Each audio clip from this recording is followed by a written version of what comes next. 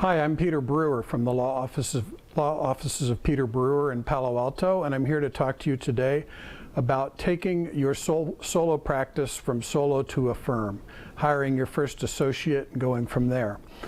I'll talk to you about why not stay as a solo practitioner, what are some of the advantages of a firm, what are some of the disadvantages of a firm, what are some alternative structures, and then if we have time, I'll go into just some random thoughts and recommendations for those of you who are considering starting your own firm. So why not stay in solo practice? Does having a firm with more attorneys mean that you're going to get bigger cases or better cases? Not necessarily. I think we can all think of attorneys in our own geographic area who are sole practitioners and yet have attained a great reputation and get some really good cases. On the other hand, does it promote more opportunity for economic security? Well, again, not necessarily. We can think of major law firms in recent years that have gone bust, to our surprise, and that should illustrate that you can go broke as a solo, you can go broke as a 1,000-attorney law firm. There's no economic security in either that's necessarily guaranteed in either form. The lesson to be learned from that is that every type of practice has its risks. They just need to be managed. So what are some of the potential benefits of a firm? Well, let's face it, I have to get rid of my macho attitude and tell you one of them is practicing by yourself is lonely. You don't have anybody to talk to, you don't have anybody to sound your ideas off of. At a minimum, you might consider trying to embed yourself in a building that has other attorneys, because practicing without anybody to reflect your ideas and thoughts off of is a lonely experience. Having an associate or another attorney working with you expands the bandwidth of what you can do. It expands the bandwidth of your knowledge. It also means that you have a greater exposure in the marketplace. Two people out there making themselves known is 2 times more than one person out there making him or herself known. It provides a confidential opportunity for reality checks when you need it, and it broadens your ability to get business. Does it provide more freedom to do pro bono work and the things that you want? In some sense it does.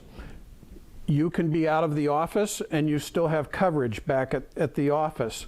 The office is still producing an income even when you're not in the office. So in that sense, I think that it does.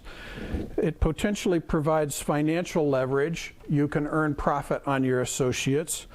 It potentially provides significant financial benefits and tax advantages. I think the common wisdom is that you should be billing your associate out at between 3 and 5 times what you're paying them. I don't accept that as necessarily gospel, but that's been suggested by many people. And also maybe you should try to keep your overhead at 50% or less than your gross. It's easier to schedule time off if you have other people in the office. And I'll tell you for myself, one of my greatest satisfactions in having my own firm is that I can be on a vacation and I can get a new client inquiry from our web form or our social media and refer that back to the office and know that I'm still making money even while I'm out goofing off. It smooths out the peaks and valleys of your workflow, and that's a major advantage. And I'll tell you that in my experience, your first associate does not necessarily make you significantly more income, but your first associate does even out the peaks and valleys of your workflow and does allow you to take vacations and know that someone in whom you have trust and confidence is still back at the mothership managing things. Having your own practice also creates for you the opportunity to create the atmosphere that you want. You can work with people that you like. You can have as highly charged or low-key of a practice as you want. You can create your own atmosphere and have a joyful place to go to work to each day. Another thing is You're the captain of the ship. You get to make the decisions.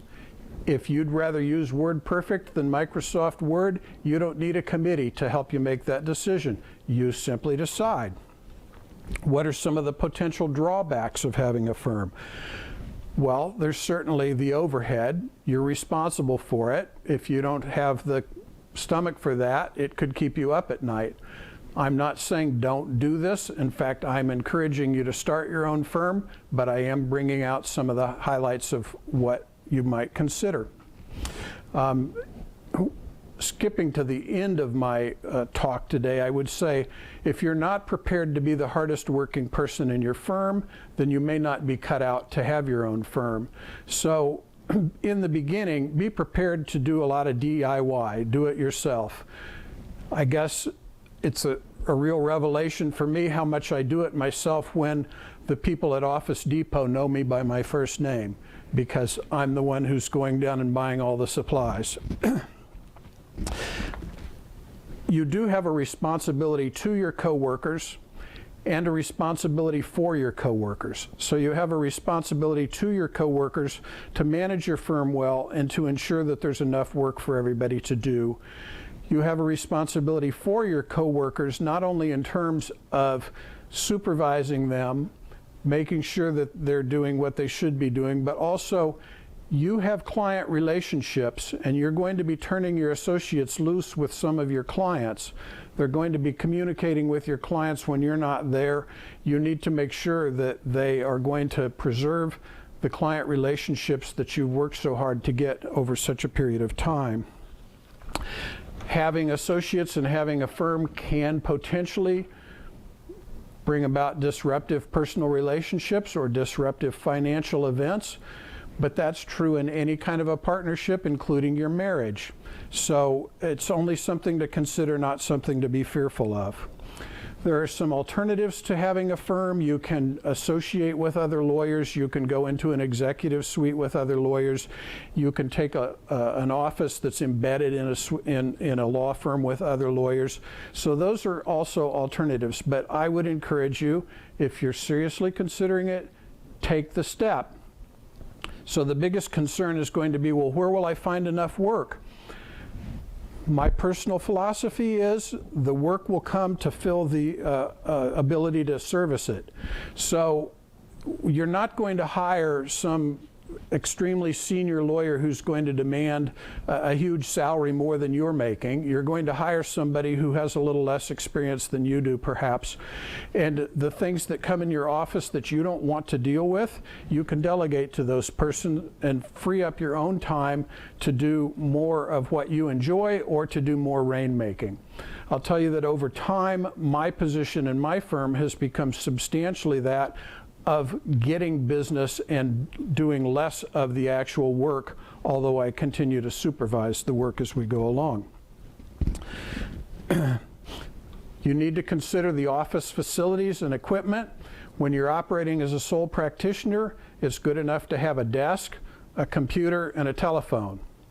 When you bring on an associate, it's helpful to have a network, a telephone system, a way to share files and share phone messages and things of that nature. So you need to consider your office facilities. Don't be too concerned about legal things like payroll and HR and all of that, because you can hire outside payroll people and you can hire people as HR consultants. So even though those things are tedious, you can deal with them.